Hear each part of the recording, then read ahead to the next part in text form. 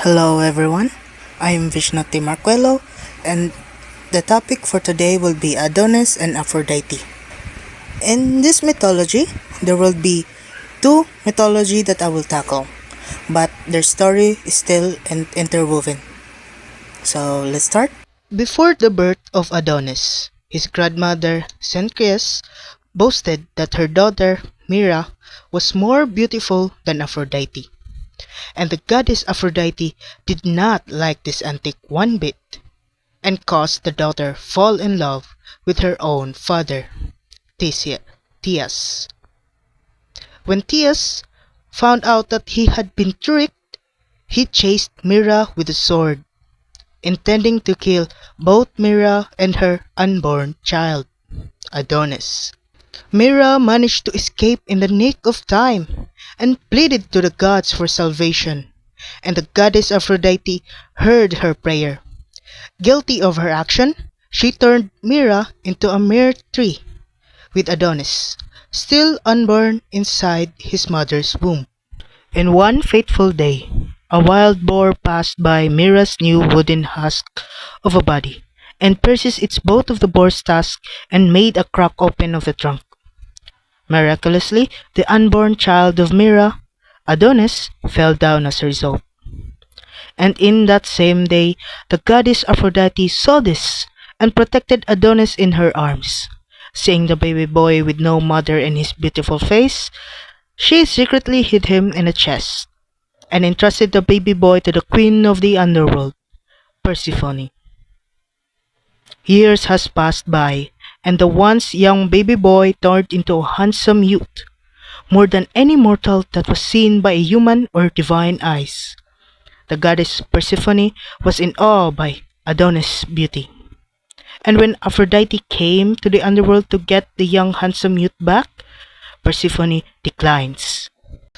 Both goddesses took their disagreement to Zeus, and Zeus, who doesn't wish himself more problem, proposed a solution. Each goddess get her share of Adonis' lifetime and presents. 4 months living in the underworld with Persephone, 4 months for hunting and for himself, and another 4 months living above ground with Aphrodite. This is where we get the concept of spring and winter.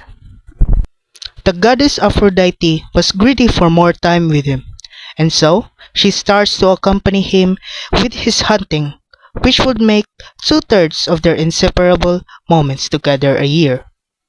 Aphrodite was so smitten by Adonis that she starts to neglect her duties as a goddess for heaven and for mortals.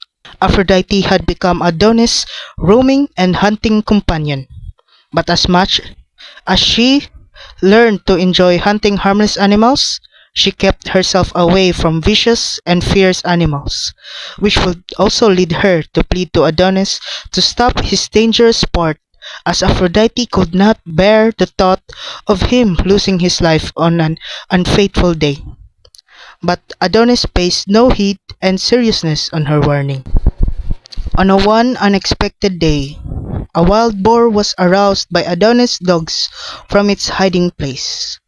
As Adonis hunted and threw his spear to the boar, the wild animal fought in retaliation, leading him to his death.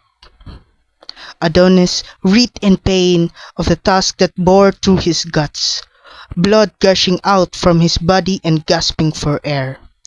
Aphrodite, who was asleep when it happened, heard his scream and rushed with all her might to her lover. But she was just unfortunately too late on her arrival. While she was running, her foot was pricked by a white flower and was tainted by her own blood. It was said that this was the first rose that appeared on the earth and was then stands for passionate love ever since. With Adonis in her arms, she cursed the fates that had ordained his death. Aphrodite sprinkled the blood of Adonis with sweet-smelling nectar, and turned the bloody drops that fell from his wounds onto the soil and a dark red Adonis blood into a flower named anemone, meaning wind flower, as a memorial to Aphrodite's everlasting grief of their love. Beautiful, slender, and short-lived.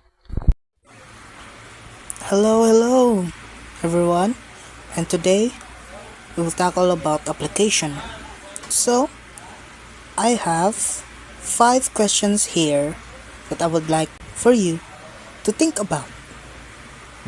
So, in the first mythology, in what ways can love become possessive, and how can we set healthy boundaries in relationships? Second, how do the cycles in our lives reflect the seasonal cycle shown in the story of Adonis and Aphrodite? In the second mythology, third, what are the real life consequences of ignoring advice or taking reckless risk like Adonis did? What can grief in the story teach us about how we experience and express grief in real life?